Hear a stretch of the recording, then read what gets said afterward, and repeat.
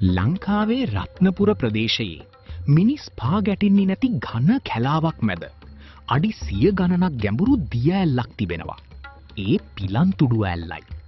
ජනප්‍රවාදයට අනුව මේ ඇල්ල පතුලේ අතිවිශාල නිධානයක් සැඟවී තිබෙනවා. නමුත් ඒ නිධානය සාමාන්‍ය එකක් නොවේ.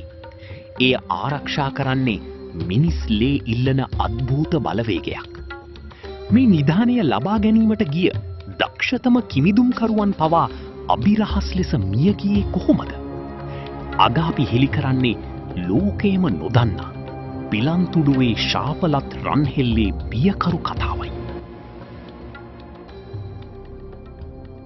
වසර 100 ගණනකට පෙර ප්‍රදේශයේ විසූ ප්‍රාදේශීය රජකු තමන් සතු වටිනාම වස්තුව වූ රන්හෙල්ල ඇතුළු මහා නිධානයක් සතුරන්ගෙන් ආරක්ෂා කර ගැනීමට මේ පිලන්තුඩුව ඇල්ලේ ගැඹුරුම තැනක සඟවා තිබෙනවා.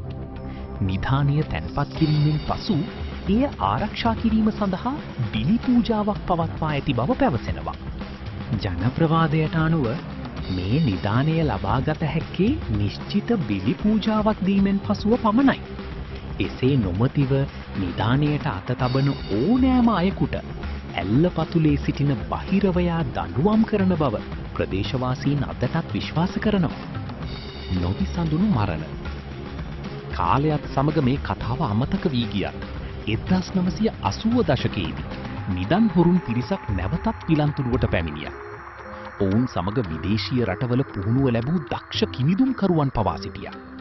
නමුත් ඔවුන් ඇල්ල පතුලට ගිය පසු නැවත කිසිදා පැමිණියේ නැහැ.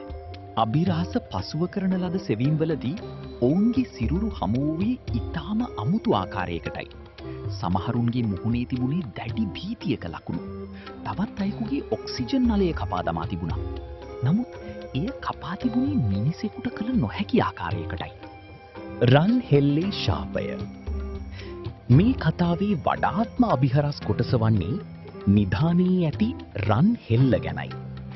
එක් කිමිදුම්කරුවෙකු මිය යාමට පෙර පවසා ඇත්තේ ඔහු ජලය යටදී රන්හෙල්ලක් දුටු බවත් එය තමන් දෙසට හැරී ඇති බවත් යයි.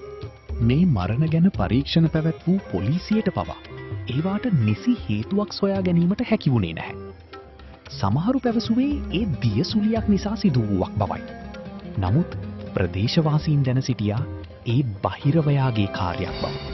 සාක්ෂි.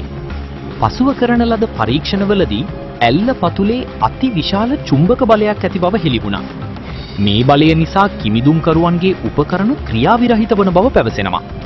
මෙය ස්වභාවික විෂමතාවයක්ද නැතිනම් රන්හෙල්ලේ බලයද? පිලන්තුඩුවේ නිධානය අදටත් ඒ ගැඹුරු ජලය යට සැඟවී තිබෙනවා.